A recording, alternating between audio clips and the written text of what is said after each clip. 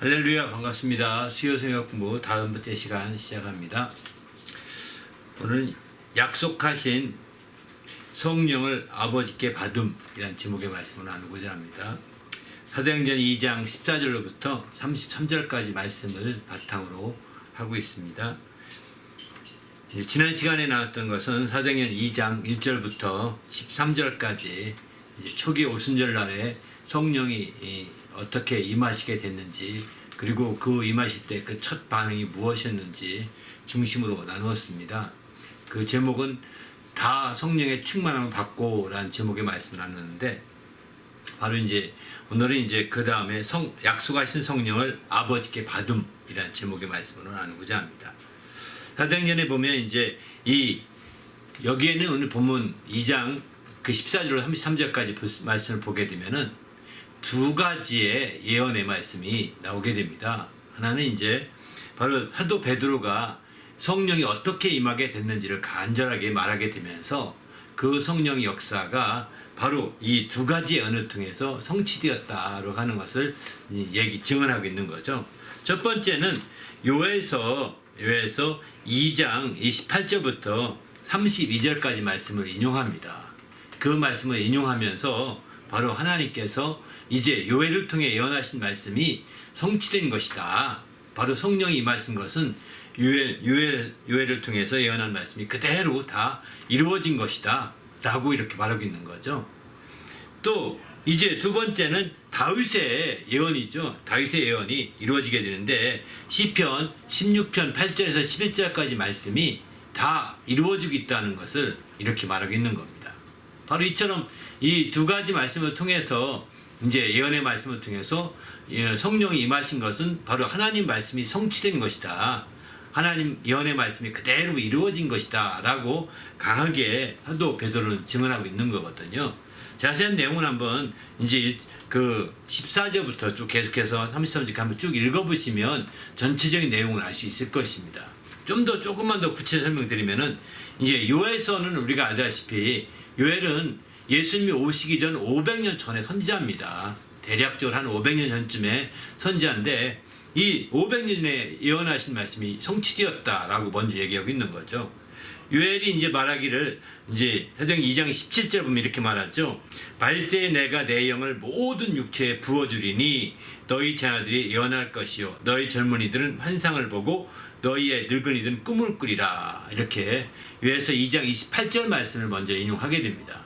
바로 말세에 내 영을 모든 육체에 부어준다 이렇게 말씀하고 있거든요. 바로 이때 그 내용이 바로 하나님의 성령이라는 것을 사도 베드로는 이렇게 강조하고 있는 거죠. 요엘이 내 영을 말세에 모든 육체에 부어준다고 했는데 바로 그 말씀이 이루어진 것이다 라고 이렇게 말하고 있는 겁니다. 그 뒤에 말씀은 좀 계속 얘기해요. 반면에 그 사도 베드로가 증언하기를 시편 말씀을 통해서 다윗도 예언한 것이다 라고 이렇게 말하겠는데, 다윗의 그 예언한 시편의 16편 8절 이하의 말씀은 이 다른 말씀이 아니라 부활에 대한 말씀입니다. 바로 성령에 대한 직접적인 말씀보다는 바로 부활에 대한 말씀인데, 바로 예수께서 요엘의 말씀을 통해서 예언하신 내 영을 부어주겠다는 말씀이 이루어지게 된 것은 무엇보다도 부활을 통해서 그게 이루어진 것이다. 바로 우리 주님이 죽으신 후에 이제 사흘 만에 부활하시지 않습니까? 그 부활하신 것을 바로 베드로가 예언한 거다.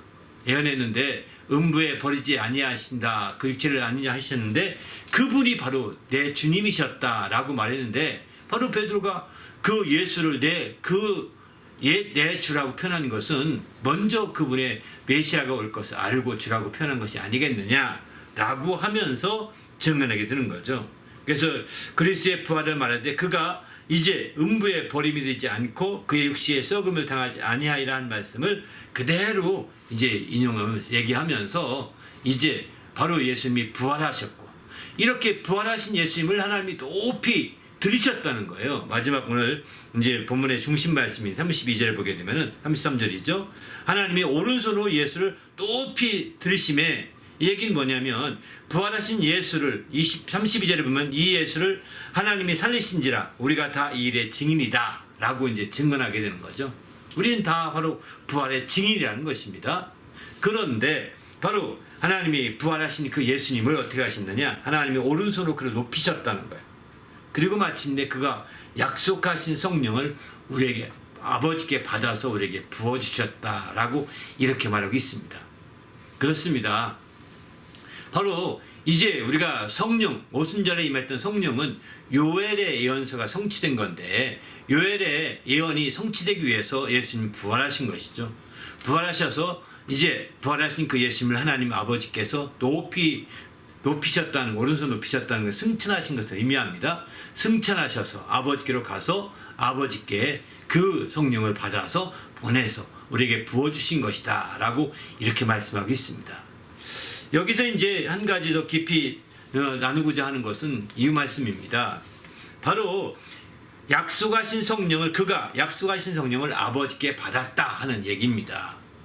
약속하신 성령을 아버지께 받아서 우리에게 부어주신 것이다 라고 하는 거거든요. 그래서 제목은 약속하신 성령을 아버지께 받음이라고 했지만, 약속하신 성령을 아버지께 받아서 부어주심, 좀 더 부연한다면 그렇게 하는 것도 합당한 것 같습니다. 그렇게 해서 마침내 부어주시는데 그 과정에 어떤 일이 있느냐 우리가 좀 알 필요가 있는 것 같습니다. 바로 이제 사도행 요한복음 14장 16절 보면 내가 아버지께 구하겠으니 그가 또한 또 다른 보혜사를 너에게 주사 영원토록 너희와 함께 있게 하시리라 이렇게 말씀하시죠. 내가 아버지께 구하겠다는 거예요. 바로 주님이 아버지께 간절히 여기 구한다는 것은 기도한다 이런 표현도 되거든요. 간절히 기도해서 바로 보혜사를 오게 하실 텐데 그분이 너희와 영원토록 함께 있게 된다라고 이렇게 말씀하고 있습니다. 더 나가서는 이제 14장 26절에 보면 또 이런 말씀하십니다. 바로 보혜사 곧 아버지께서 내 이름으로 보내실 성령 이렇게 표현하죠. 아버지께서 내 이름으로 보내실 성령이다. 내가 아버지께 구하면 아버지께서 내 이름으로 보내실 성령이다. 이렇게 말씀하고 있습니다. 15장의 26절은 또 이렇게 말합니다. 내가 아버지께로부터 너희에게 보낼 보혜사 이렇게 표현하죠. 내가 아버지께로 구해서 아버지께 받아서 너희에게 보낼 보혜사라고 이렇게 표현 쓰고 있는 겁니다. 근데 그 보혜사는 어떤 보혜사냐? 아버지께로부터 나오시는 진리의 성령이시다 라고 15장 26절 이렇게 말합니다.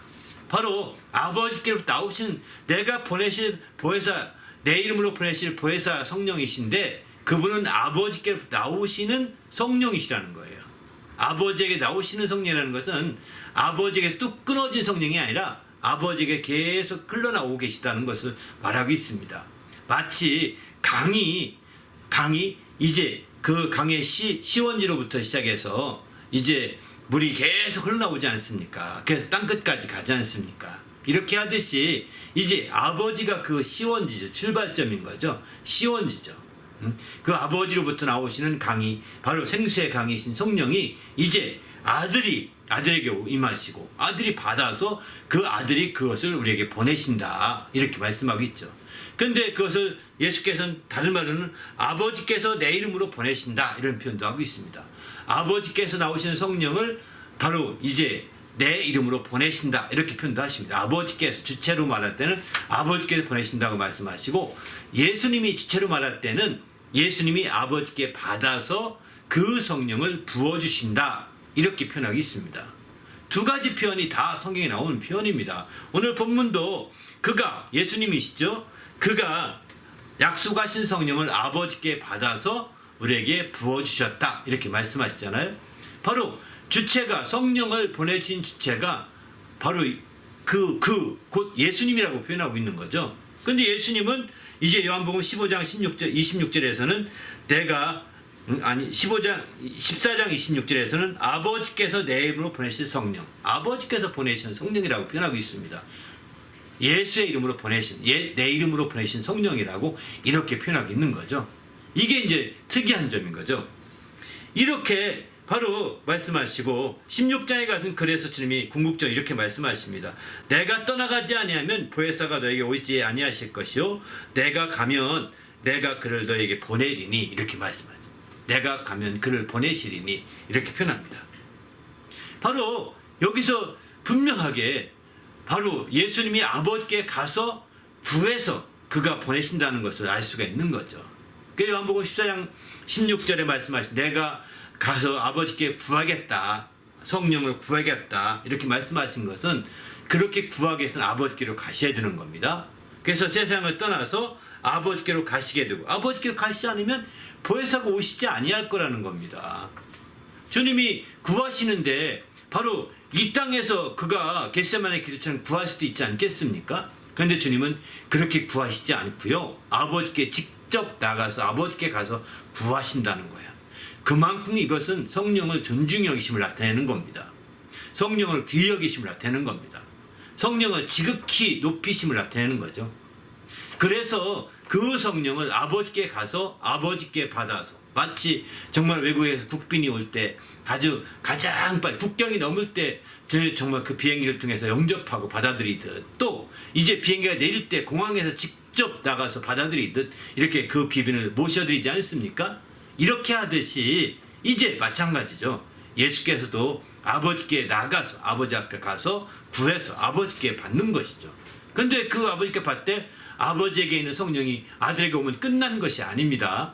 아버지에게 그 성령이 계시고 나오시는 성령이라고 표현을 쓴 것보다는 현재 진행으로 쓰이는 거죠. 지금도 나오시고 계신 것이죠. 그 성령이 아들이 받으시고 아들이 마침내 우리에게 보내주신 것이 부어주신 것이다 라고 볼 수가 있는 거죠. 그런 측면에서 볼 때 아들이 이 성령을 보내주시는 주체가 되시면서 또 아들은 또 아버지가 내 이름으로 성령을 보내신다라고 말씀하시므로 아버지가 또한 주체가 되심을 이렇게 표현하고 있는 겁니다. 이런 차원에서 볼 때 오늘 우리가 받은 성령은 그저 우연하게 뚝 떨어진 성령이 아니라는 것입니다. 바로 아버지에게 나오신 성령이 아들을 통해서 아들이 받으시고 그것을 우리에게 부어주셔서 아버지와 아들에게 아들이 보내신 성령이라고 볼 수가 있는 거죠.